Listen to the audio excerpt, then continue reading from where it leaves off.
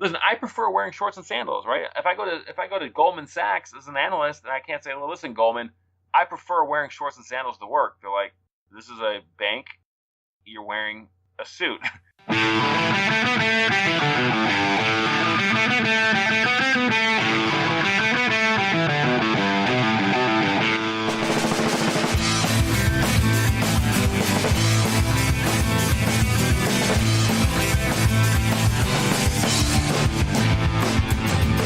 Hey everyone, welcome to another episode of Life in Overdrive, the podcast that you have to love because they've got my family, and if I can't convince you to love me, then I don't know what's gonna happen.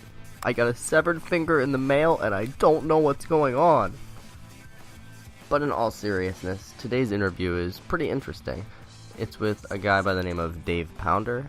He's a former entertainer in the adult film industry and an author who is currently pursuing his PhD so that he can do research on human sexuality. Now, for the most part, I agree with a lot of the things that Dave says in this interview, but there were a couple things that I didn't necessarily agree with very much, and rather than spend a large portion of the interview arguing with him over that, I figured it was better to let him talk about his research and get his opinions out there, just so that the show didn't get derailed.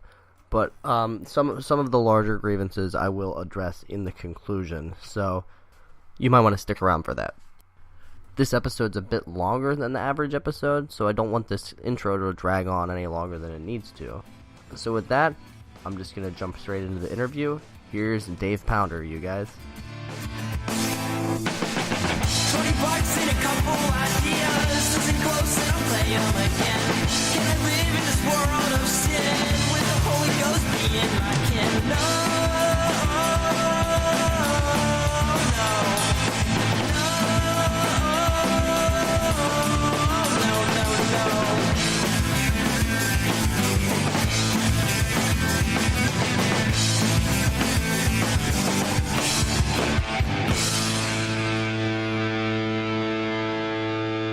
Well, basically, I was working at a bank, and I did the whole sort of conventional education. Went to undergrad, then worked at GE for 2 years, then went to grad school.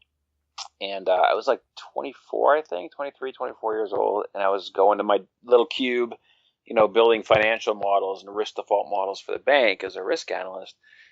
And I'm like, all right, like the job's kind of cool, but I'm like, this sucks that I have to come to this cube every day. Like Monday through Friday. And I envisioned myself like, a friend of mine told me he had a friend that was a UPS driver. And the UPS driver said, it's kind of sad that I know exactly where I'm going to be at 7:25 p.m. Like his route is so synchronized. And I thought, I know exactly where I'm going to be 40 years from now. I'm going to be sitting in an office building, analytics. And I'm like, that kind of sucks. It would be kind of nice to work for the beach or to wear shorts and sandals and not be stuck in a business casual attire or whatever.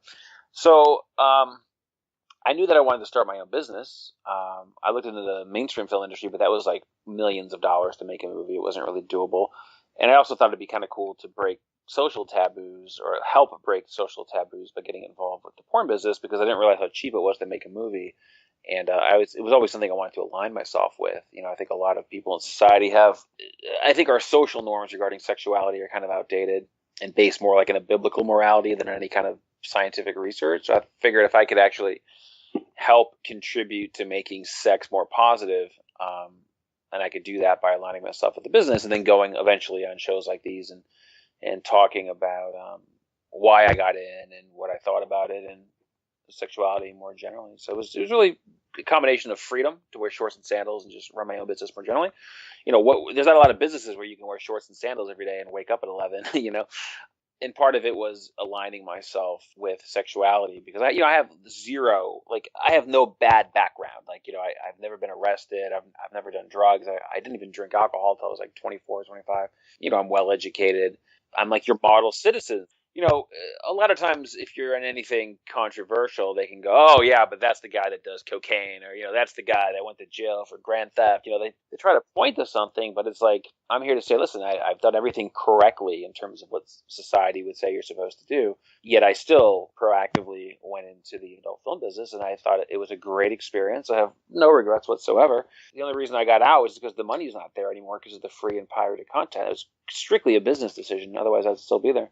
It's really interesting to hear that those are the reasons that you got involved with it in the first place, because I think a lot of people's go-to reaction would be that any guy who gets involved in the business is doing it pretty much so that they can just have sex with a bunch of beautiful women.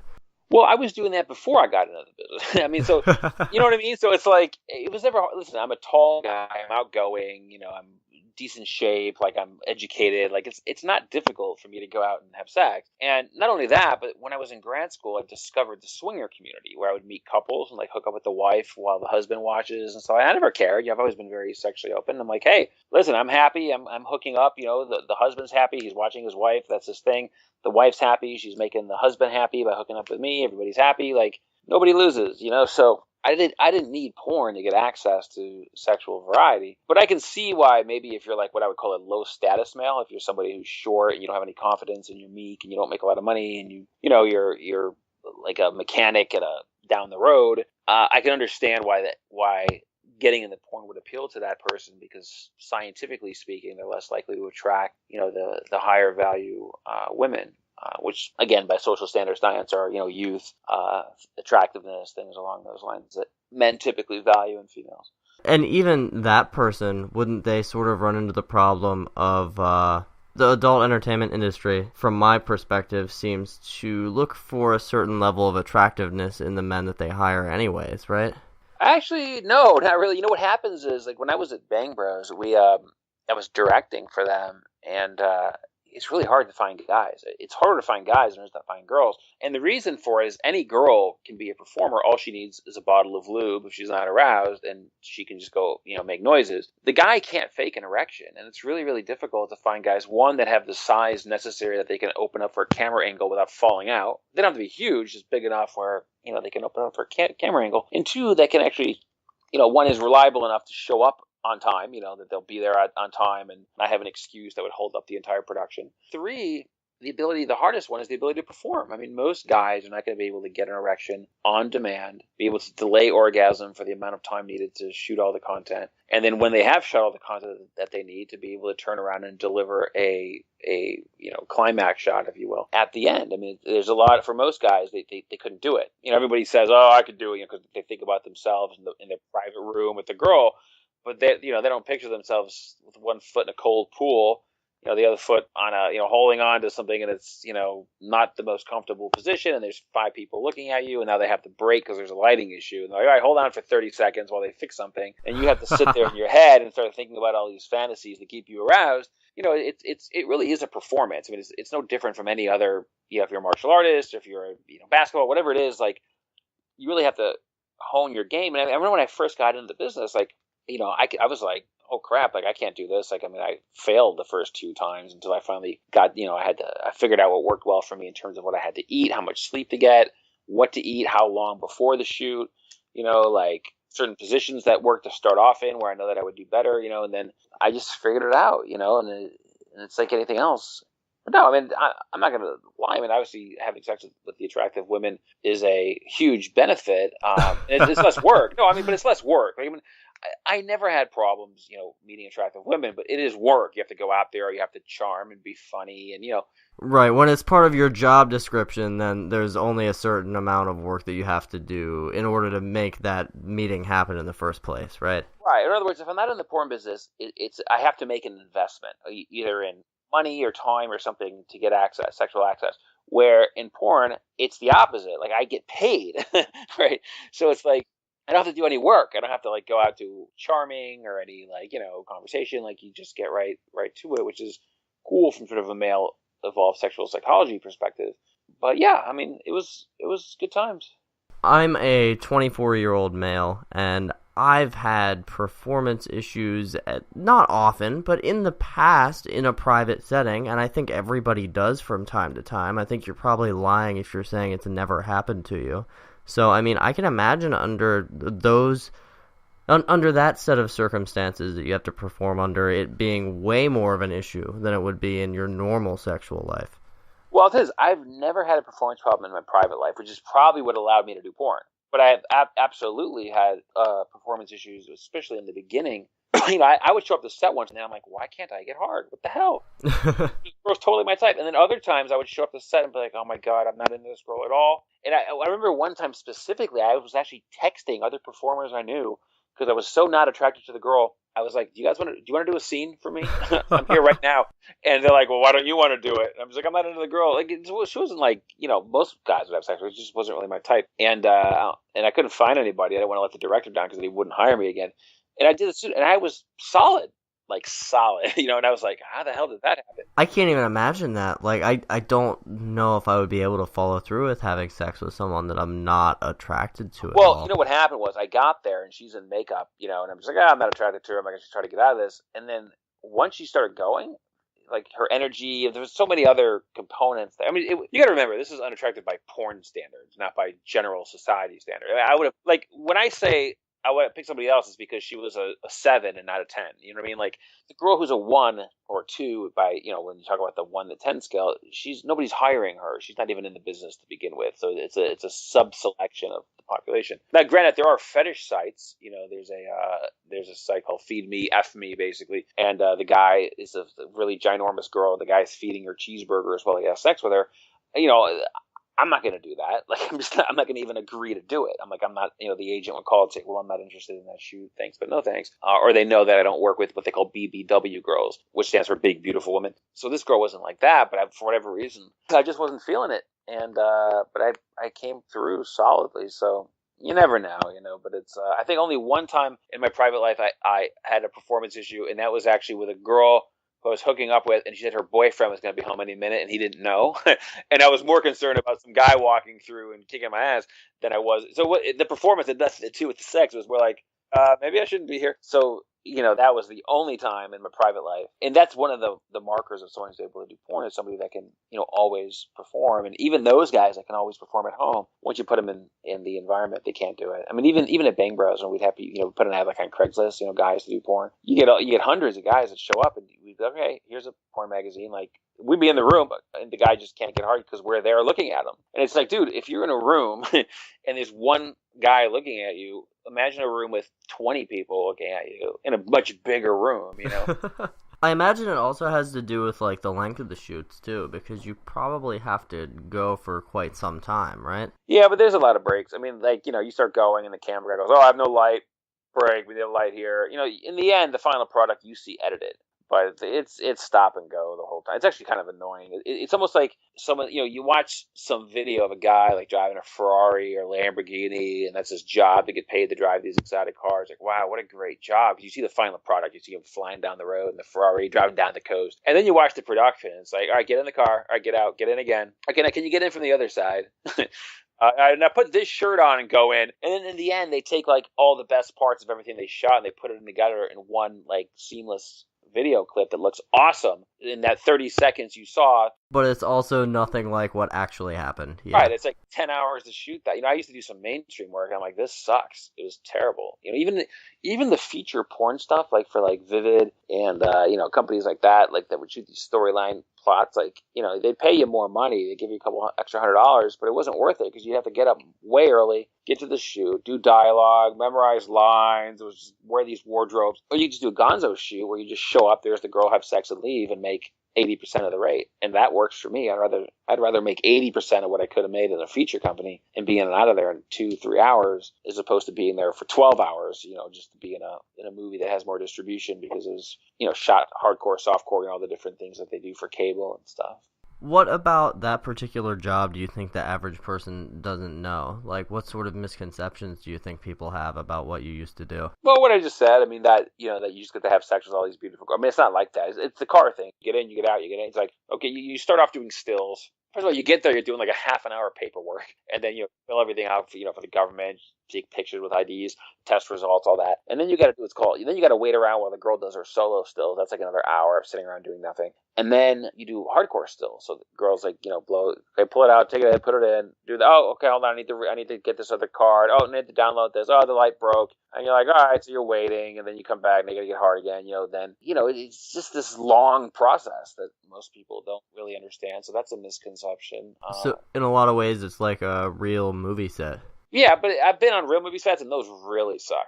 Those are even worse. When you do a real movie set, they shoot it from the front, they shoot it from the back, they shoot it from the... Porn doesn't do that. They're not like, okay, let's shoot it again from the backside. Let's get this other angle. Like, they don't really do that, where mainstream does. I mean, I used to do some work on that TV show, The OC, back in the day, and I was like, you gotta be kidding me. Like, I don't care how much they're paying me, I would shoot myself. It's terrible. So there's no panning Matrix 360 cameras in porn, is what you're saying? No, but it's cool. I mean, like, I'm trying to think what the misconceptions are. I mean, I don't know. Tell me what you think some of the things are, and I'll tell you if they're true or not. Well, one of the things that I had always heard, and I don't know if this is the majority of porn sets or if it's very few or what frequency it occurs at, but I'd always heard that there were these girls called fluffers that were responsible for getting the guys at attention again. The guy is responsible, and if he can't get hard, he's out, and he won't shoot anymore for that director. The only time they'll ever have what you're referring to is if they're shooting what's called a gangbang shoot. There's like a girl trying to do like 100 guys, like for some fetish thing. And then what they'll do is they'll hire all the guys, and then they don't want to waste film time waiting for a guy to get hard, so there'll be girls there giving guys blowjobs in the background. And once one's ready to go, then that guy goes in, has sex with the main girl, basically comes as soon as he can, and then hopefully there's another guy ready to go. That happens on these large-scale, gangbang. Not if there's like 3 or 4 guys on the girl. I'm talking like, 50 guys. But that's rare. They don't really shoot stuff like that often. I mean, I think in 10 years porn, like maybe I saw that 2 or 3 times. Maybe it makes sense to have it then, but there's no reason. I mean, as a producer, when I produce stuff, like I would never pay an extra girl. If the guy can't get hard, I'd find another guy. You know what I mean? I'd be like, he's not cut out for the business. I think, but back to misconceptions, you always hear like from people who don't like porn, people always seem to conflate pornography and child pornography, and nobody in the porn business in 10 years that I know has ever shot anybody that was under the age of 18. I mean, it's completely lawful. And I tell people, people like make this. Those are 2 completely separate things. There's pornography, like legal, legitimate porn, and there's the criminal act of child pornography. So to say that the 2 are any way related is like saying that McDonald's, this legitimate food company, is somehow related to the guy who's poisoning candy at Halloween. Some rogue guy, right? That's like a criminal. Like, they're completely different. Like, one is legitimate business. So everybody in porn is of age. If it's ever discovered where somebody isn't, it was never any nefariousness on the part of the producer. It was always the girl got a fake ID and led everyone to believe that she was of a certain age. And the minute it was discovered, all her content was destroyed and it was reported. But I think in over 10 years working in porn, there's only 1 or 2 girls that we know of that was discovered they had a fake ID. And every producer I know, all the content was destroyed. It was reported immediately to the authorities. It's a very professional business if you're dealing with the professional companies. Now, if you go buy a camera tomorrow and put an ad on Craigslist and say, "Oh, I'm shooting porn," that doesn't make you really a member of the business. I mean, you got to be part of the Free Speech Coalition, the trade group. Go to the shows. Like, the agents know who you are, and that's why I always tell girls, like, get an agent, get a good agent, because the good agents know who the guy in the back room with the camera is versus real corporations who hire their girls on a regular basis, so they know that they're going to a safe environment and that they're going to get paid. I think it's strange how much people try to tie things into child pornography like that. And I mean, not even just with regular pornography, but like you hear all the time about how like a 16-year-old girl will sext her also 16-year-old boyfriend, and then that kid gets in trouble for pornography or child pornography. Like, we're not talking about a pedophile in that case. We're talking about 2 kids with uncontrollable hormones who also both have access to cell phones and not the maturity to not send naked pictures of one another. You know what I mean? Yeah, I know. And I think a lot of that is just this kind of religious morality that I think is thankfully slowly eroding away, and people are realizing there's nothing wrong with sex. It's healthy. It's natural. I mean, I don't get, back in the day, people used to get married when they were 16, hundreds of years ago. 16 years old, right around the onset of puberty. Now what's happened? The age of puberty has come down a little bit to like 14, 15, and people are getting married at 30. Who's going to wait till they're 30 to have sex if you want to take this whole premarital sex? I mean, it's ridiculous. It makes no sense whatsoever.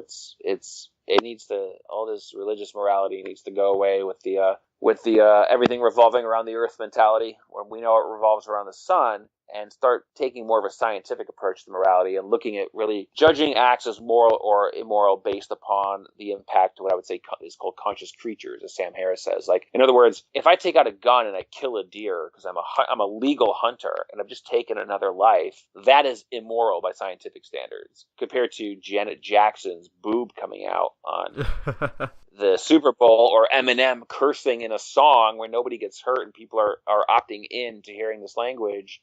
There's no harm to conscious creatures. So it's like Eminem and pornography is completely immoral in my view, or these rappers or whatever. And hunting and smoking, these are immoral acts, because even when you're smoking, you're harming other people around you. You're harming their health, and all these other things. So, thankfully, we're moving in a positive direction, I think. Yeah, and I couldn't agree with you more, but I don't know how prevalent this is in schools across the country, because, take this with a grain of salt, I live in Pennsylvania, where you can't even buy alcohol in grocery stores like you can most everywhere else in the United States. And you have Rick Santorum. Right, that too, unfortunately. I know that in my school, the sex ed curriculum was essentially, you need to wait until you're married to have sex, and if you don't, you will get AIDS and you will die. Like, that was very much the way that they taught you what sex was.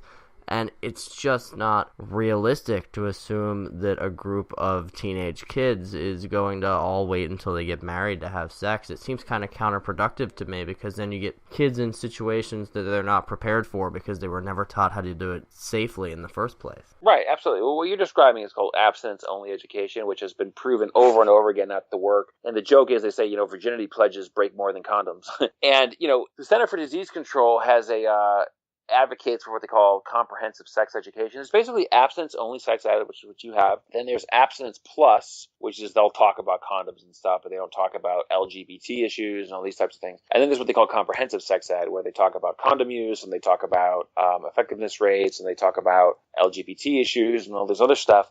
And the CDC, the Centers for Disease Control and Prevention in Atlanta, recommends this comprehensive thing. And I think it's called like the Family Life and Human Development Curriculum. Where I live, the Broward County School Board adopted that, which is great. They haven't done it here in Palm Beach County yet. I'm hoping they do at some point. But listen, I'm a data guy. I'm a science person. I mean, science works. That's how we got on the moon. That's how we develop cars and buildings that don't fall over. I think that's the best place to look when it comes to these issues, and not, again, this sort of outdated religious morality.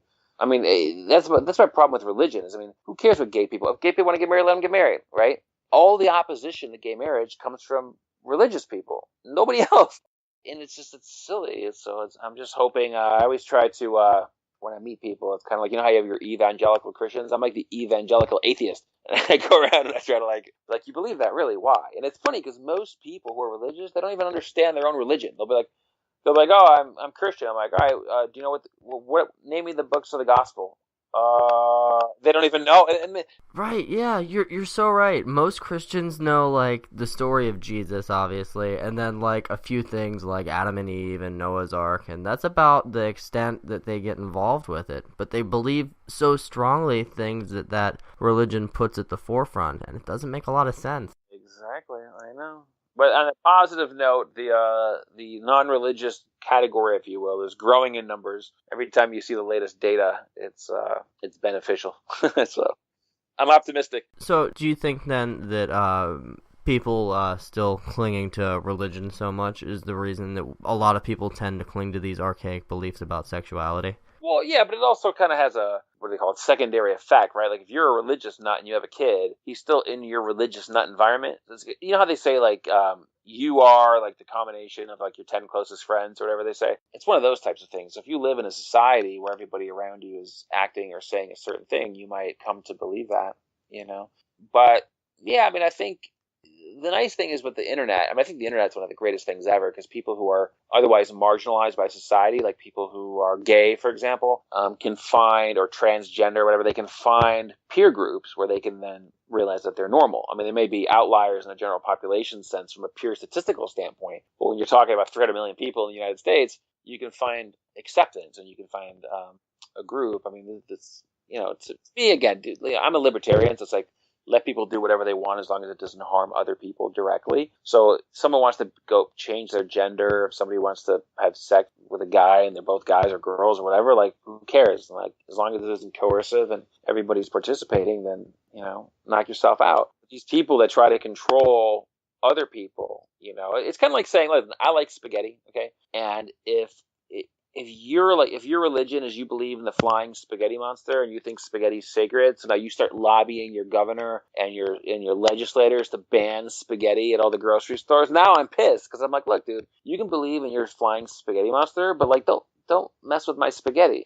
You know what I mean? Like, now I can't get spaghetti. So it's kind of like, if you're like, an 18-year-old girl and you just got pregnant or you were raped or something, like, you should be able to get an abortion. You know what I mean? Like, just because, and all these religions are so different because, like, in Catholicism and Christianity, they believe that, conception, or that life begins at conception. But if you're a Muslim, it depends on which hadith you subscribe to, but they believe that the soul doesn't really enter you until after birth. Again, depending on which text you subscribe to, it could be anywhere from, like, I don't know if it's like a year, 3 months, or there's some arbitrary number of after birth. So most people who are Muslims, they really don't have an issue with abortion because it's a non-issue to them. Mm-hmm. So, if I'm a Muslim person and I want to get an abortion because I got pregnant, right? And they have these Christians telling me I can't because they believe it's a baby. Meanwhile, the science will show that, in terms of when people have their first memories and all that kind of stuff, that all of that is after birth. It's just completely asinine to me that these religious groups have so much power. And the thing is, it's power in numbers. Because I think most people that are religious, be it Muslim or Christian or whatever, I don't think they're fundamentalists. They're just kind of like, well, I want to be a good person, and I was told, my parents brought me to church, so I'm a Catholic. But that's why they can't name the 4 books. They call themselves Catholic in the same way that I call myself Dave, because I've just been told my name is Dave, right? And if I can convince more people, if they don't subscribe, if they don't agree with their religion, to just at least say, listen, you're spiritual, but you don't subscribe to any religion. If I can get them to, like, leave the faith, so to speak, then it helps lower the numbers, which then makes the group have less political influence than they otherwise would have.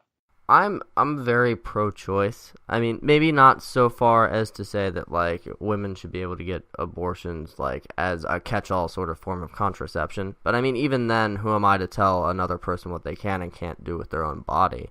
But, like, especially in the case of rape, like, if you force that woman to carry that child to term, like, that's got to be a horrifying emotional ordeal for her to deal with while she's carrying around this thing that's a result of this horrible incident. Like, I can't even imagine having to go through something like that, much less forcing somebody else to do it. That seems crazy.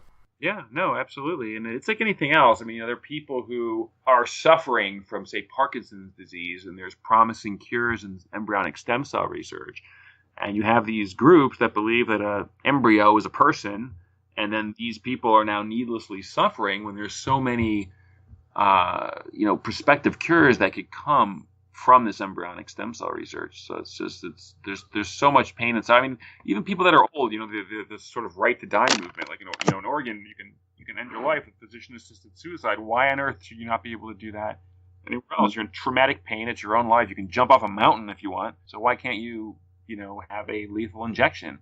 So you have these people that are needlessly suffering because there's some religious nut somewhere that's trying to tell him how he has to live his own life, even though he's not affecting anybody else, I mean, there are people out there arguing that you shouldn't be able to use any of those embryonic stem cells from an abortion for any sort of research or anything like that, but that just seems so wasteful to me and counter to even the argument that they're trying to make, because wouldn't you think from their perspective that, like, if the abortion's going to happen anyways, that you should at least probably get something out of it? Yeah, I know. Well, it's one of these things where, it's funny, when they talked about the Gardasil vaccine, which, it helps prevent cervical cancer in women, the church was opposed to the Gardasil vaccine because they said, well, if we give them the Gardasil vaccine, they're going to see that that it's okay to have sex. That's like saying, well, if we put a seatbelt in a car, it's going to let them know that it's okay to drive dangerously. It's like, no, you put the seatbelt in the car so you can live in the event that you get in a car accident. So in the event that you get pregnant, or in the event that you're at a party and you have sex, that you don't end up with a life-threatening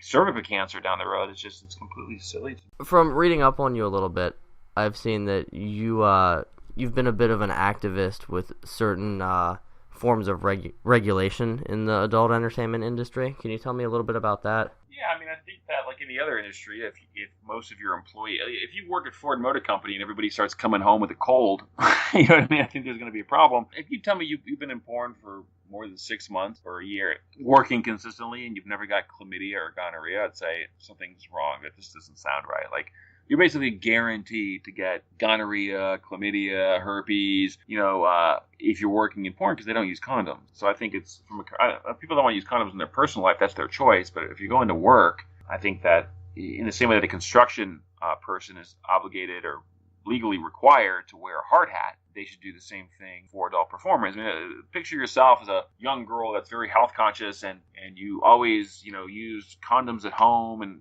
whatever, because you want to be safe. And you go to work and they say, okay, well, this is a non-condom shoot, and this is the career choice you've made because you want to make money and you like sex. You shouldn't have to get an STD as a result of that employment choice. And then a lot of the producers go, well, how do you know if you got it on set? I mean, there's no way to prove you got it at the set. You know what I mean?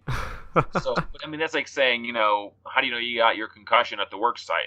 Maybe somebody hit you on the head at home, so we don't need hard hats at the workplace. And a lot of these performers like Nina Hartley will say, oh, I don't like working with condoms. Like, people feel like they have a right to do porn. I mean, you don't have a right to do porn when you have a right to be a firefighter. You know what I mean? Or it means it's like, there's certain requirements for a job. If you're going to be a construction person, you have to wear a hard hat. So if you don't like the way a hard hat feels on your head, maybe you shouldn't be in construction. Maybe you should go to law school. I don't know, but it's this idea that some of these performers say, oh, I prefer to work without condoms. Well, that's not the point. It's a commercial environment. If you prefer sex without condoms, listen, I prefer wearing shorts and sandals, right? If I go to Goldman Sachs as an analyst, and I can't say, well, listen, Goldman, I prefer wearing shorts and sandals to work. They're like, this is a bank. You're wearing a suit. If you want to wear shorts and sandals, get a job as a lifeguard. You know what I mean? It just doesn't make sense to me. I think performers should be required to wear condoms. I think they should be required to get vaccinations for hepatitis A and B, Gardasil shot. I think they should get a license so they can be licensed. So put the age verification burden on the state instead of the producer. There's a lot of different things that should be done. And I got the documentary Risky Business, a look inside America's adult film industry, that people can watch if they go to riskybusinessthemovie.com. And then, of course, I have the book, The Obscene Thoughts, which people can get if they go to obscenethoughts.com. To backpedal for 1 second, you actually just made me realize something about myself that's kind of interesting. I was sitting here thinking while you were talking about how performers should be required to wear condoms, that anytime I am looking at porn myself and I see a scene where the guy's wearing a condom, I have this impulsive urge to be like, next one. I stopped for a second and I kind of wanted to analyze, where is that coming from? Because it doesn't seem like it's not something that really affects me, Yeah, well, there's two things going on there. So the first thing is, think about license plates, right? Like there's a point to having a license plate on a car, that in the event of a car accident or something, a hit and run or a kidnapping or the cops are trying to find a car. I mean, there's plenty of public safety and public health or just public safety reasons to have a license plate on a car. Now, nobody would argue that the license plate adds aesthetic value to the car, that the car looks better with a license plate. I think you need to add a license plate to that car. Nobody would say that. But the thing is if you allow certain manufacturers to put on a license plate and just choose to opt in to do the right thing and let others not, what's going to happen is when you go to the car dealership, you go, I'm debating between the Honda Accord and the Toyota Camry because they compete. But I think, the Camry, it doesn't have a license plate. It just looks more sleek, so I'm going to go buy the Camry. And that's what happens. So unless you're going to mandate that everybody, the government does, that every car manufacturer has to put a license plate on the car, everybody is equally harmed aesthetically, and then there isn't any change in consumer behavior as a result of that. I mean, think about if that were the case. The government says, it'd be really nice if you put a license plate on your car because we can help identify drunk drivers, hit and run people. Police will feel more safe when they approach the car because they'll know if there's an armed felon inside. Car manufacturers, please just do us a favor and do this for us, right? So meanwhile, one car company does it, and they say, oh crap, we're just lost our sales goals because everybody's buying our competitor's car. Nobody's going to buy it, and then you live in an or a less safe society where we don't know who did the carjacking or who drove away from the bank because there isn't a license plate there. So the government has to come in and say, no, you got to put a license plate on every car, and that way, you're not arbitrarily sending business to other car manufacturers because you're mandating that only one company does it. Now, interestingly, Wicked Pictures is one of the longest running, largest adult film companies around, and they have a condom-only policy. Everything they shoot is condoms. If the argument is that putting condoms in a movie means that it's not going to sell, then how does that explain why Wicked Pictures is one of the longest running companies? How does that explain why Bang Bros and Naughty America, they're no longer condom now, but back in the day, they were the number one internet company. Nobody else was using condoms but them. And Reality Kings and Bang Bros, they had the most subscribers. So, I think they got out of the game not so much because of competition, but just because it's much more difficult to shoot. It's hard enough for the guy to get an erection as it is, as we talked about earlier, that when he finally has one, they try to get him to find a condom and put it on.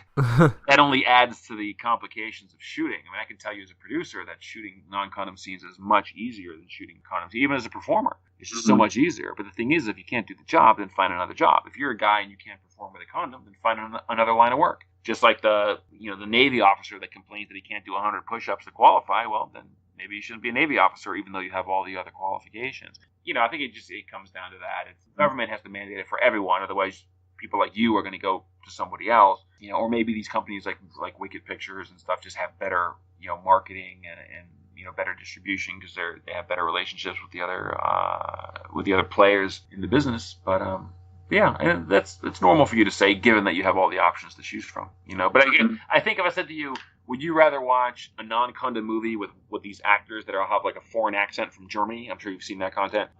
Versus American actors with condoms. I think most people would take the American condoms with actors because they can relate with those performers more. I mean, even when I watch porn, if I watch something on like YouPorn, there's like a something shot in Europe. Even the girl's super hot. It's like the foreign language. It just throws it all off. I can't watch it. Like I have to like switch to something American so I can relate more to it. But that's just me personally. I've definitely had that same problem. But now that I've had a chance to think about it a little bit, I think that it has a bit to do with, like, a lot of people see porn as a fantasy. Like, that's what it is. And a lot of times part of your fantasy doesn't really involve a condom. Now, that mentality isn't necessarily wrong, but I think it's kind of wrong to subject all of these people in the adult film industry to the possibility of getting all of these terrible diseases because of that. Yeah, but I don't buy the fantasy argument because it's kind of like, take like football, right? Like they have helmets. I could say, football is the sport, it's the competition. It's, you're in the game, you want to see the blood and the gore, and they shouldn't wear helmets. Like it's not like the NFL, or these football franchises are just these nice people. They're like, oh, let's just put football helmets on to make everybody feel good. I mean, it's more like the NFL comes together and says, okay, we're starting to have these issues with X, Y, and Z, so now we need to, mandate helmet use if you're going to be an NFL team, or shoulder pads or this other safety equipment that clearly takes away. I mean, think about take boxing, right? The gloves, they got the gloves on boxing. Like, I think part of the reason that boxing is what it is because they have those safety measures. I mean, MMA hasn't really become what boxing was yet, because of all the blood and the sort of lack of safety protocol. I don't know that I buy the fantasy argument. Because even if you look at mainstream art, I could say, listen, I really want to see, let's say that there's a TV show like Law & Order, and there's a willing group of people that are willing to take a real bullet. He's only going to shoot me in the stomach, but they're going to pay me more money. I'll take it. I'll go to the hospital. I'll get the bullet removed. It's cool. I'm cool with it. And the government comes in and says, no, you can't do that because it's adversely help. It's bad. It's bad for employment for the employee. They need the money. They're only saying that because they need the money.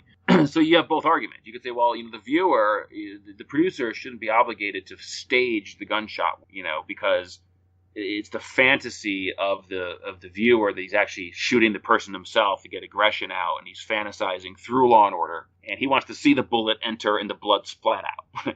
I'm saying, listen, you don't really need to shoot the guy. You can make it look like you shot the guy by making the noise, throwing some ketchup on him, and then panning to it real quick.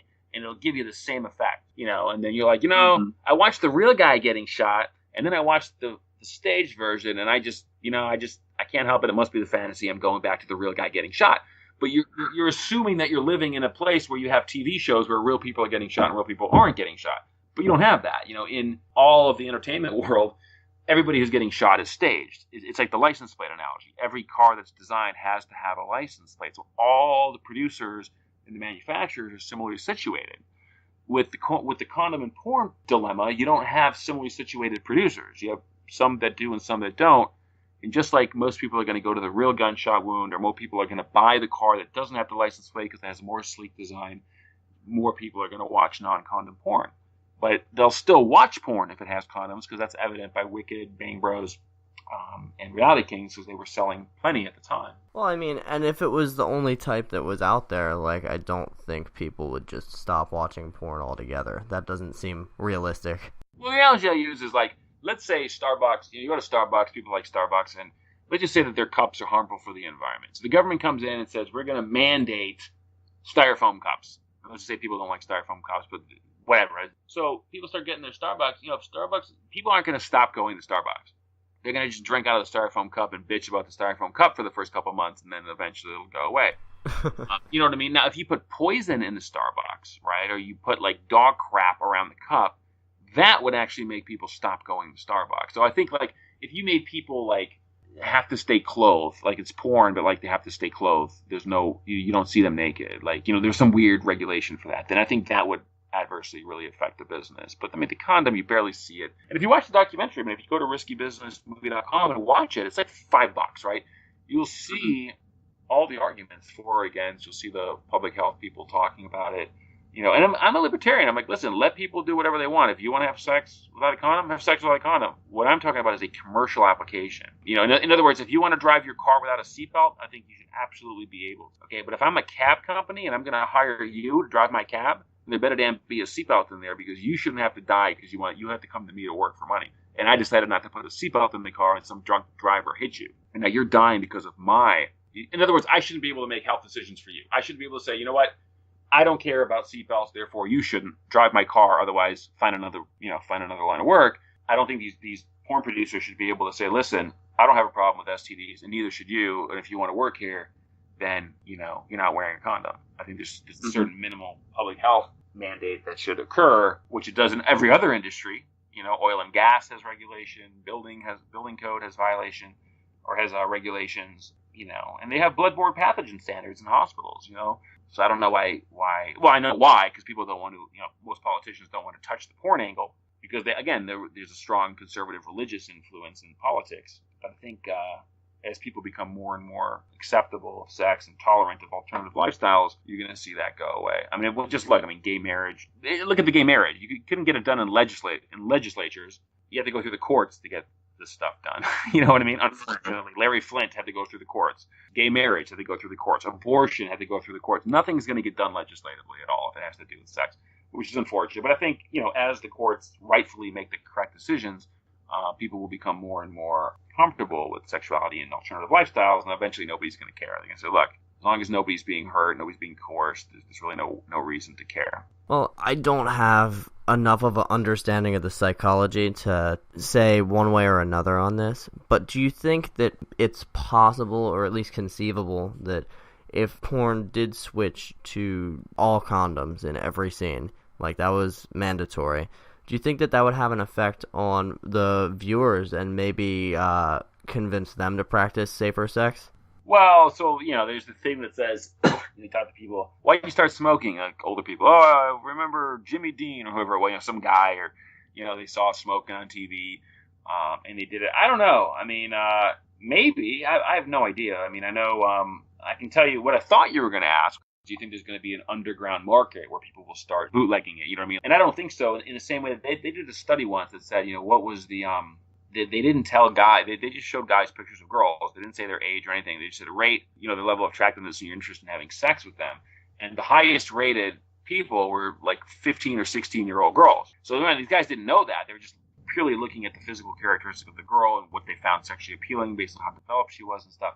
Now, knowing that we know that men in randomly selected trials are attracted mostly to women who are 15 or 16 years old, you could say, well, by implementing this mandate that performers have to be over 18, all you're going to do is create an underground market of 14 and 15-year-old porn.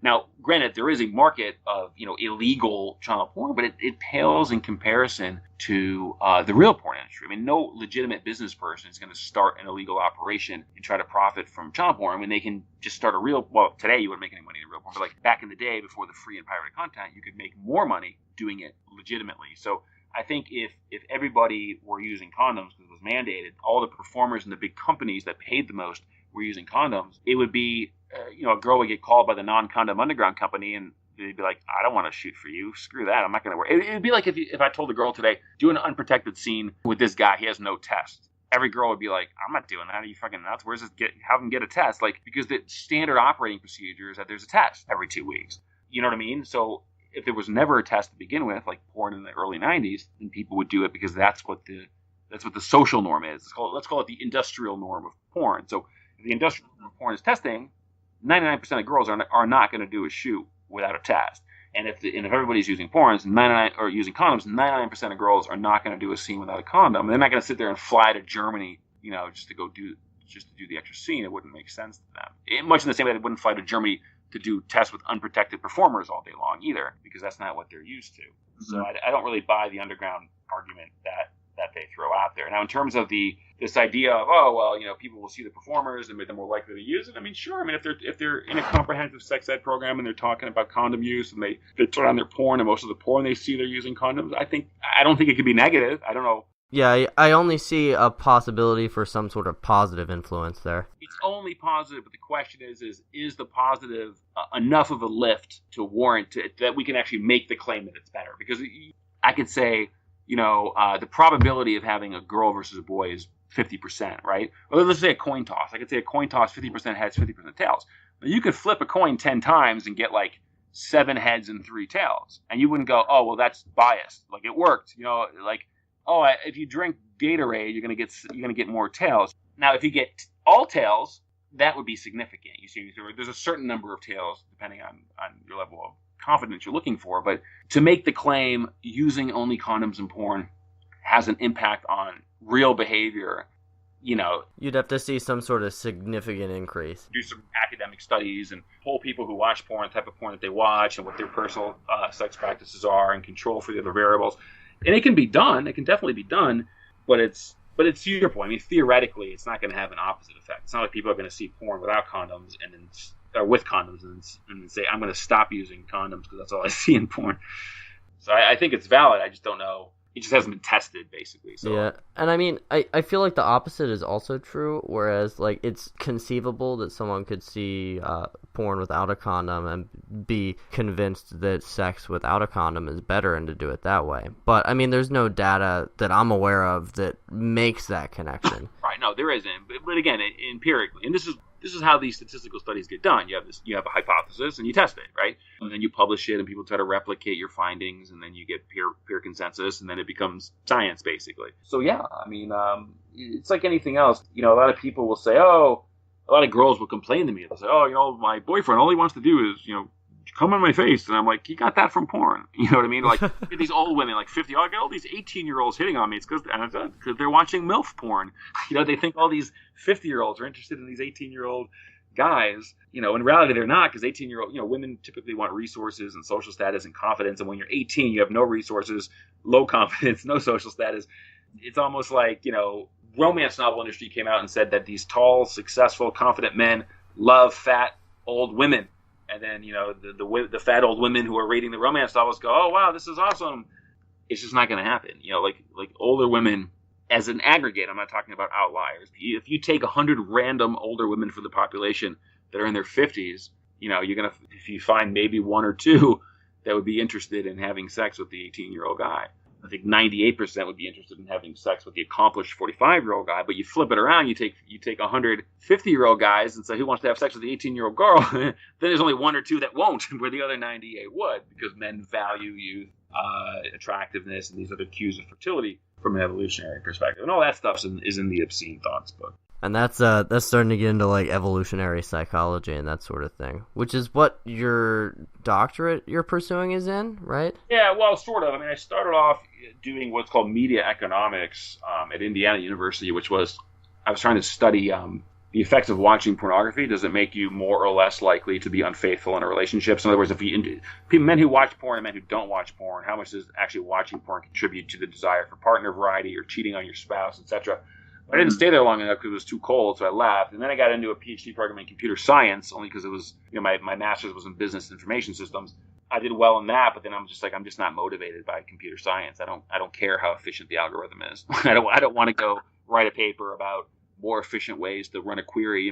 I just didn't care. I mean, I like the application of computer science, but I didn't care about the theory. Where with evolutionary psychology, I'm obsessed with the theory.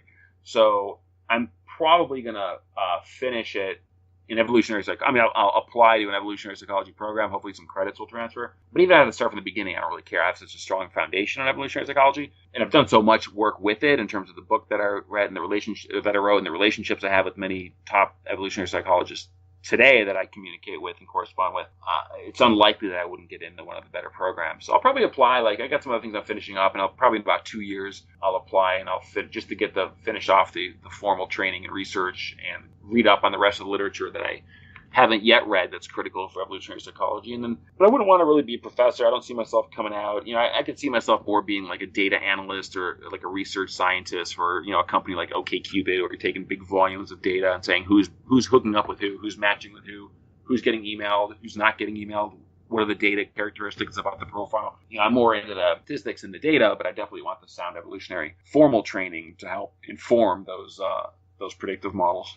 Now, whenever you think of and this is probably just a sort of societal cognitive bias, but whenever you think of the average guy that's involved in the porn industry, you don't typically think of them as the kind of person that would be pursuing a doctorate. So what led to you doing that? I've always been intellectually curious, but again, you're making the blanket statement about the industry. Like you say, okay, but the industry, I mean, it's such a broad statement. I mean, the porn industry is the performers, it's the directors, it's the producers, it's the distributors, it's the guy who drives the truck to the warehouse. So it's kind of like saying, when I talk about someone who works in the food industry, I don't really see them getting a doctorate, but are you talking about the guy who's behind the counter? Are you talking about the CEO of McDonald's or the head of product development? People are just so misinformed that the adult film industry is just like any other business. I mean, you might as well be working at, Paramount Pictures. It's the same stuff. There's agents, there's production, post-production, trade shows, content licensing, lawyers. So, I mean, it's funny, when people talk about race, they say, oh, I never see race. It doesn't occur to me that I'm meeting with a black guy or oh, I'm dating this girl and she's Asian. It doesn't even occur to me that, I mean, I realize she's Asian, but to me, if I'm hanging out with you, I might notice that your eyes are a certain color, but I'm not going to be like, oh, wow, he's got brown eyes or he's got blue eyes. That's how I see race. I'm like, yeah, okay, maybe you have blue eyes or maybe you're black or maybe you're Asian, but it doesn't even enter into my calculus, right? And I think it's just so funny when people say, oh, so, somebody, from the porn business, blah, blah, blah. To me, it's no different from somebody from the oil and gas industry or somebody from the beauty industry. It's just because all these industries share common traits. I mean, whether it's adult media, whether it's mainstream media, whether it's soccer balls, whether it's auto manufacturing, I mean, they all have finance, they all have marketing, they all have production costs, they all have output. There's legal challenges. So I think this idea of people saying, oh, people in the porn industry are X, Y, and Z is like saying, black people are X, Y, and Z. I mean, there are black criminals, but there's also Obama, the black president, right? And there's also black CEOs, and there's black lawyers, and there's black doctors, and there's black mechanics, and there's black McDonald's workers. I mean, there's black everything. So you can't, just in the same way that you can't say, your question is like saying, so you're a black guy, you're getting a PhD. I didn't know black people got PhDs. You know what I mean? I get what you're saying, but I think that's part of the sort of the ignorance that people have toward the industry. Well, I mean, it was less from the perspective that I personally found it surprising and more that, the average person would. Because, I mean, in my opinion, I feel like it's just that the industry has this stigma against it where people see someone associated with this thing that they perceive as bad, the adult film industry. Whether it's bad or not, that doesn't matter. They perceive it that way. Okay. And they don't think that someone who's associated with something like that is likely to go on to do something that they perceive as good, like getting a PhD. Exactly, but see, but this is part of the reason why I do these shows. But think about what you're saying. Think about other things that are bad. Nobody would argue that tobacco is good. Nobody would say smoking cigarettes is great, right? Yet nobody would challenge if an analyst at Anheuser or what's it called? What is it? Altria now. It used to be Philip Morris. If I said, hey, mom, I work at Altria. I'm a product development manager. I'm going to get my MBA. And my mom says, I didn't know people from the tobacco company would get an MBA. You know what I mean? Like, it's a bad industry. It's tobacco. It's bad people. Like, there's just something about American attitudes towards sexuality specifically. And I talk about this with my European friends all day long. Like, my European friends think it's so, like, American. I love dating European girls. The European girls are great. You go with a European girl, like, 3 hours later, you're having sex. And it's completely normal. I mean, they love it. They're like, yeah, Americans are weird. Like, American girls, they're so conflicted, particularly younger women. There's sort of the natural biology that women have that they want to have sex with guys that they're connected to, that are tall, personable, outgoing, confident, social status.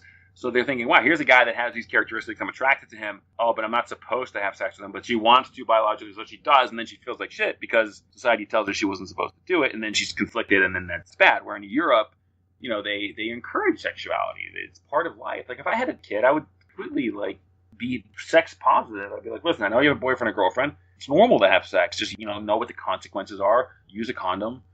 Be safe. Get on the pill if you need to be on the pill. And, be happy. Don't do anything you don't want to do just because this guy's pressuring you to do it, or vice versa. And I don't know. I feel like the people I meet that are more sexually open and progressive and accept their biology are so much happier than those that are trying to live by a social model that's completely outdated. And I strongly believe that our social norms regarding sexuality and the current dating model and stuff is just as archaic as when we thought that everything revolved around the Earth, when the data suggested everything revolved around the sun, and these scientists were thrown in prison and killed for making these claims because they were contradictory to what was said in the Bible.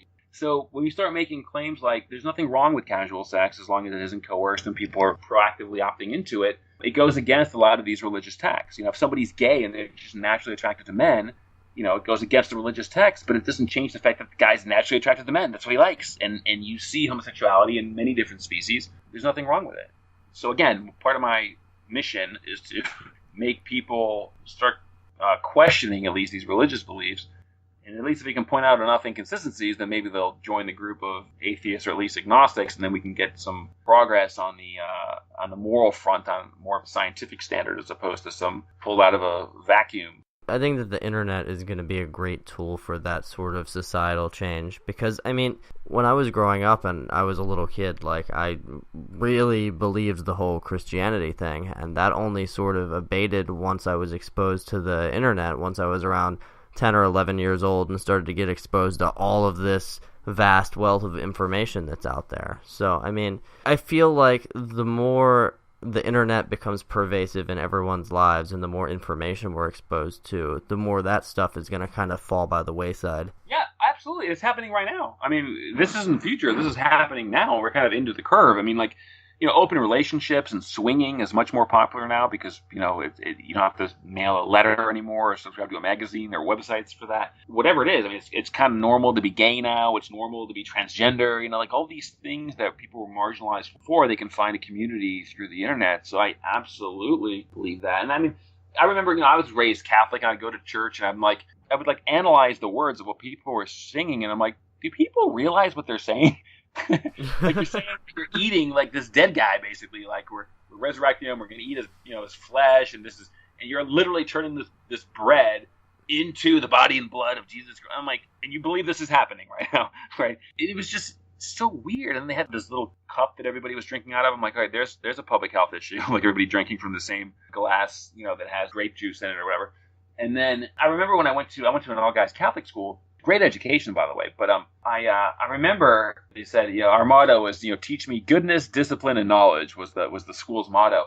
And they said, you can't wear T-shirts and shorts because that was unprofessional and it made you lazy. However, if you pay like $20 for a Catholic Central T-shirt, then you can wear a Catholic Central T-shirt. So wait a minute, T-shirts are bad, but a Catholic Central T-shirt isn't bad because they can advertise the school to try to get more students to pay crazy tuition to go there. And this $1 shirt, effectively, they're charging $20 so they can make money on. And then you start seeing these things like, all these religious people. There was a documentary on the Catholic Church on Frontline that shows that most of the top clergy are gay, and that goes against their tenets, and that they're going to these sex clubs. Like all these things they're not supposed to be doing, and you get like these Republican legislators that are caught in like the airport bathroom with a boy, the same guy who's trying to outlaw being gay. I think Elliot Spitzer was trying to crack down on prostitution, even though he was actively getting a prostitute. Like you see all these inconsistencies where when you're never going to find a pornographer saying, I think sex is bad, saying sex is great and then secretly saying sex is bad. You know what I mean? Like you're never going to have that. Larry Flint is never, ever, ever going to be talking about that the government should start censoring content. You know what I mean? Like he's a First Amendment guy. Like he's consistent. There's no inconsistency in the sex industry, but there's plenty of inconsistency in the religious community, which I think that's becoming more and more exposed. And I think less and less people are subscribing. And I think, like you said, the future to tolerance and happiness is going to be the internet, information, and people just asking questions. I want to preface this next question by saying that I don't agree with this outlook, but I know a lot of people feel this way. So I'm just curious what your thoughts are on people that think that one of the main reasons that porn is a bad thing is that it causes people to look at women as objects rather than people. Well, okay, there's a lot of responses to that one. So first of all, if porn revealed anything about men's attitudes towards women, then you would expect gay porn to be very different, because now you have men interacting with other men. But when you look at gay porn compared to straight porn, it's identical. It's usually a younger target, right? Like the younger girl, the younger guy. It's the same type of positions back and forth. There's no difference. I mean, basically, other than the target of the receiving person on the sex end, it's the same thing. So if watching porn or producing porn fundamentally said anything about how men felt about women, you would expect gay porn to be different, but it's not. It's the same. So how can you argue that it makes men think differently about women when it'd be one thing with gay porn, they were giving hugs and they were going to dinner and they were getting married and giving kisses, and in girl porn, they're all just banging the girl. Like, okay, then I can see what they're saying, but there's absolutely no difference between the two groups. So again, back to statistics, right? You're looking for differences in two groups. If you take gay porn and straight porn and you control for outcome based upon gender, the gender of the recipient, you'll find no difference. If you want to say number of position, duration of sex act, where the cum shot is, like it's all going to be the same. You will not be able to notice any difference. The gender variable would come in as not significant. The only people who complain about porn in relationships are women. You'll never hear a gay couple complaining about porn. Like, oh, he watches too much porn. Like, gay guys don't do that. Gay guys, porn's accepted. Like, they both love it. It's that women don't like male sexuality. Porn caters to male sexuality. 50 Shades of Grey in romance novels and chick flicks cater to female. For a girl to say that pornography gives men an unrealistic view of how women should look or how they should behave sexually is no different than a man saying that mainstream media gives women unrealistic expectations about a man's social status, how much money he should make, what type of car he should drive, and how much time he should have available to spend with the family. Because she watched 50 Shades of Grey and the guy was a billionaire who only wanted to be with her and, had a jet, and yet he still had plenty of time. I know plenty of multimillionaires, and they don't have the time to just hang out with the girlfriend as much as this guy does. It's hard to find a porn with a fat girl in it, a fat old woman, and it's equally hard to find a romance novel with a short, non-confident, unemployed man living at home who's the main guy who gets the hot heroine. And I could say, well, listen, per capita income is $40,000. Why are all of these lead romance novel guys all of a education level and a resource level that's well beyond several standard deviations from the mean of income? Much as these same women say, well, all these girls in porn have, size 3 bodies and these big boobs, and it's not normal. But it's just as abnormal as the income levels and the resources and social status that these guys have in mainstream, though. No, that definitely makes sense. So what would you say to a woman who feels like her significant other watching porn means that he's not as attracted to her as he should be? Male sexuality means that men want multiple partners. I mean, porn is a substitute, basically. It's tricking the brain into allowing the brain to think that it's mating with other women. She should be happy that the guy's watching porn, because at least he's not actually having sex with the other girl and might impregnate her. Because if there's no porn, then he's probably cheating. And there's evolutionary explanations for that. I mean, the men are more, it's all about getting your genetics into the future. Men, we have a very low cost of having sex. Sperm is cheap.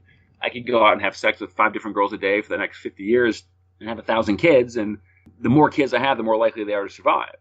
Women, on the other hand, don't have that same situation. It's not that set up that way. If a woman mates indiscriminately, she doesn't know who the father is. And we're not talking about modern science. We're talking about, the development of the brain from an evolutionary perspective can't keep up with modern science from even 100 years ago, let alone hundreds of thousands of years. So the girl, it's not in her interest to mate indiscriminately because then she doesn't know who the father is. The father doesn't know that he's the father. He's not going to invest. He's not going to give resources. He's not going to parent the child because he's not going to think it's his.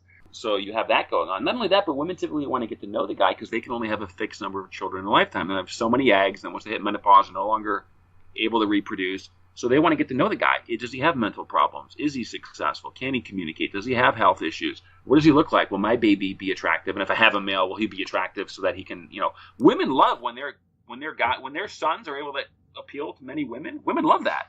They just don't want their husband to do that. But it is what it is. And women oftentimes have a dual mating strategy. If you're a woman, like if you're like a really high value woman, a successful, very attractive woman, you can get both an investing male and a high quality genetic male. But most women can't. So what they'll do is they'll date the average. If you're an average looking girl, all the doctors and lawyers, the high status guys, they don't want to date you. They want to date the attractive girls. So now you're dating the average guy. You're dating like the accountant, right? And all of a sudden you have the opportunity to have a short-term relationship or fling with George Clooney because he's in town and he'll have sex with you at the end of the premiere. All of a sudden, you know that your husband's still going to be there to invest in you. It's called cuckolding basically, but you get George Clooney's genetics. A lot of women do that. They've actually done studies where they look to see, like at random, they do blood tests and they find out, are the biological fathers really the fathers? And you'll be surprised at how high the amount is of people who believe that, that like, I think I don't have a kid, but like I would have a daughter or son and think it was mine, but it really wasn't because my wife cheated on me with a higher status guy. It's something like, it's over 10%. I don't know. It's more than 10 and less than 30, and that's significant in itself. Yeah, that number is way higher than I would have expected it to be.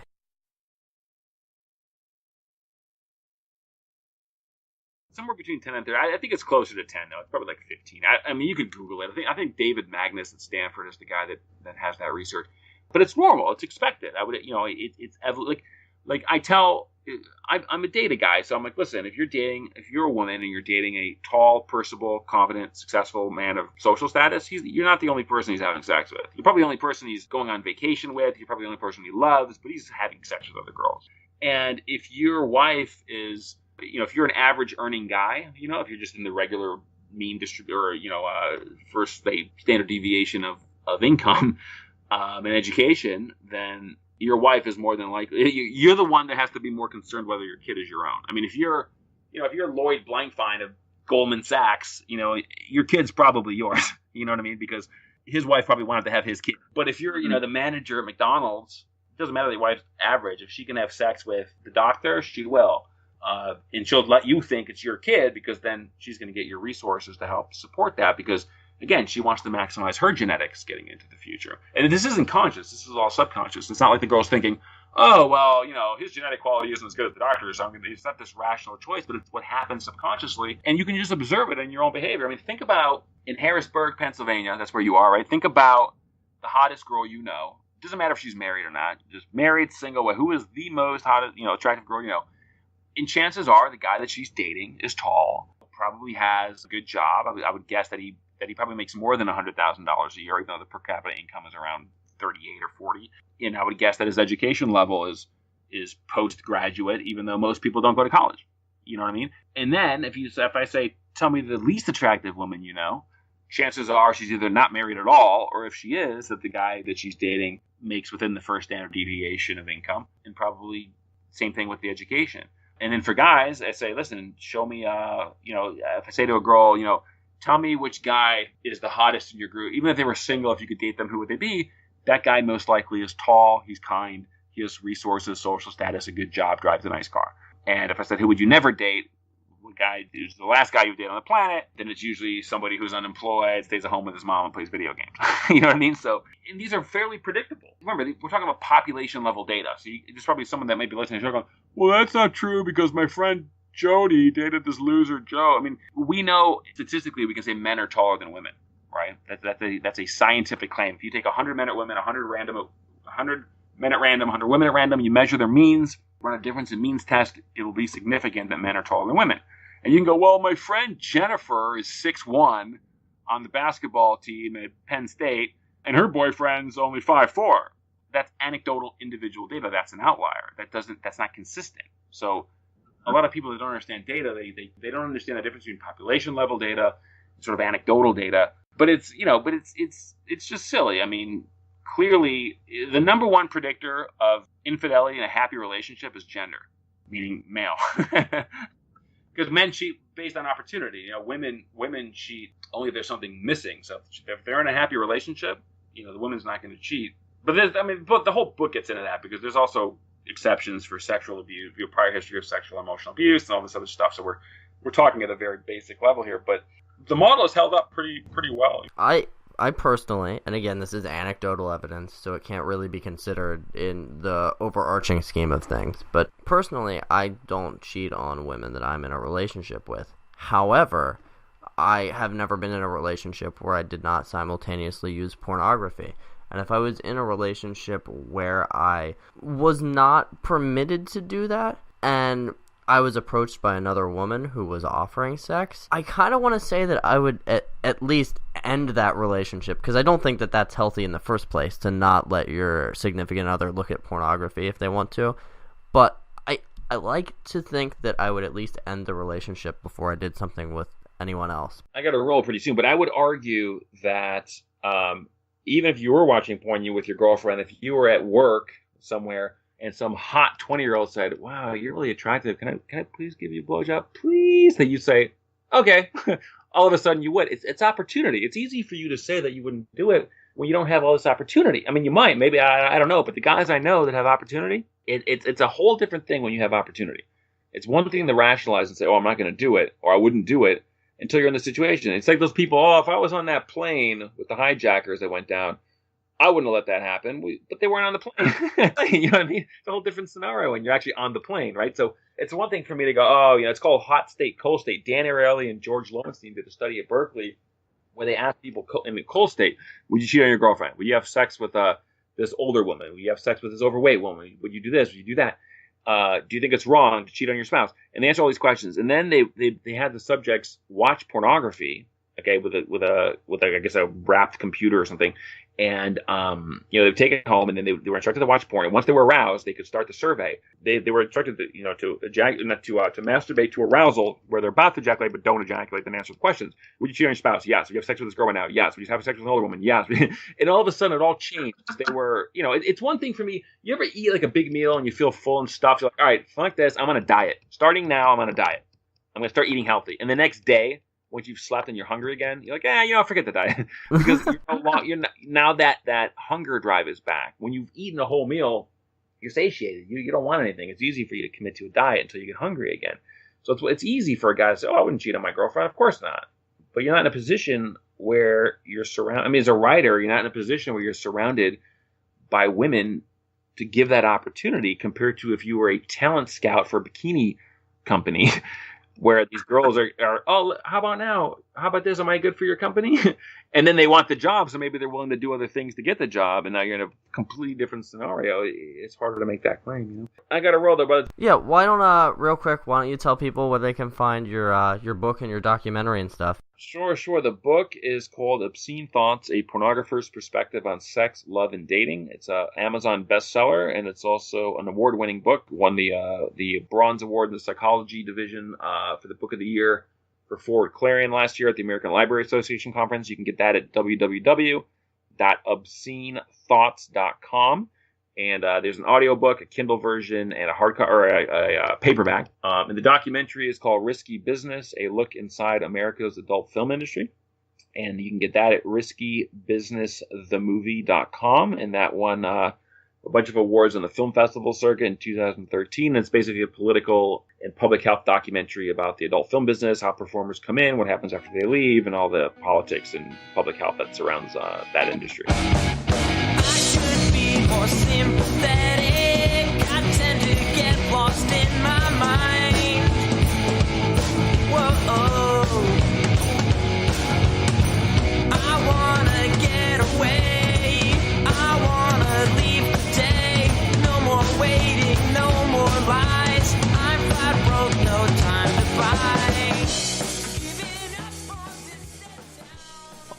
Alright, that was my interview with Dave Pounder.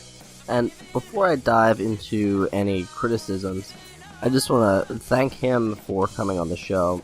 It really was an interesting conversation, and whether you agree with what was discussed or not, it's good that we can actually have those conversations, because for a long time it's been difficult to even discuss the subject of sex in this country, because our culture is just so heavily stigmatized against anything sexual. But these are important conversations that we need to have, because no matter what the real answers are, understanding human sexuality is a key component of understanding what it means to be a human in the first place. That said, I do have a couple things that I would like to note. The first is that I think Dave misunderstood my question, and kind of took offense because he thought that I was painting everyone in the porn industry with the same brush. I understand that there are lawyers and accountants and producers and all of that stuff in the porn industry.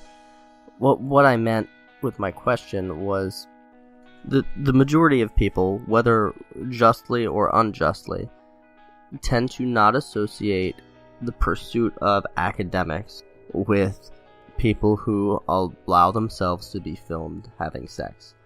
Now, I fully acknowledge whether you're a porn actor or actress or not probably has no bearing on your intelligence, but I just think Dave misunderstood my question. Second, Dave insinuated that pretty much any man would cheat given the opportunity, and I could not disagree with that statement more strongly. He insinuated that because I'm a writer and I don't have women throwing themselves at me on a daily basis, that I'm not really in the situation to even claim that I wouldn't cheat on someone. But the thing is, those of you that have listened to previous episodes know that I was in a rock band for several years, and during that time, I could have had sex with a lot of women if I wanted to, but I was in a relationship at the time, and that was more important to me. I had the opportunity, and it's really just as easy as saying no. And I'm sure there are guys out there that would cheat on whoever they were with given the opportunity, regardless of how great that relationship was, but I'm just not one of them. That's the great thing about love. It's not a universal thing for everyone. There are people out there who are polyamorous and enjoy being with multiple partners, and that's what makes them happy. I'm not one of them either. What love is to me is being faithful to a single partner and having that incredible bond that only the two of you share. That's what's right for me. It's not necessarily what's right for you, and that's okay. We're all different. And because we're all different, that's why it's important that none of you should walk away from this interview thinking, oh, that Dave Pounder was just spitting all of this hatred about women, or he thinks that men are pigs and all they do is cheat on women, or that's the wrong message to take away from this. Total dismissal of what he is saying means that you've learned nothing. I mean, look at the actors that make our films in Hollywood. Look at their wives and girlfriends and tell me how many of them would fall below a 5 on a 1 to 10 scale of attractiveness if you just had a random sampling of men rate their attractiveness. The answer is not many, and there's a reason for that. I'm not saying it's all women. I'm not saying it's all men. What I'm saying is different people in this world are attracted to different things. Some of those people are attracted to money and status, and that is just a fact. And last but not least, I want to thank you, the listener, for sticking with this longer than usual episode. We're probably about 20 minutes over the mark by now. If you want to see more, rate, like, subscribe, all that jazz. You can follow us over at lifeinoverdrive on Twitter. My personal Twitter is at notanotherkier, spelled K-I-E-R, because my parents have no clue how phonetics work. And if you have an experience that you've lived through, if you have an awesome job that you think is worthy of talking about for an hour on this podcast, you can go ahead and shoot me an email at lifeinoverdrivepodcast@gmail.com. Apart from that, I'll see you guys in a week with another episode.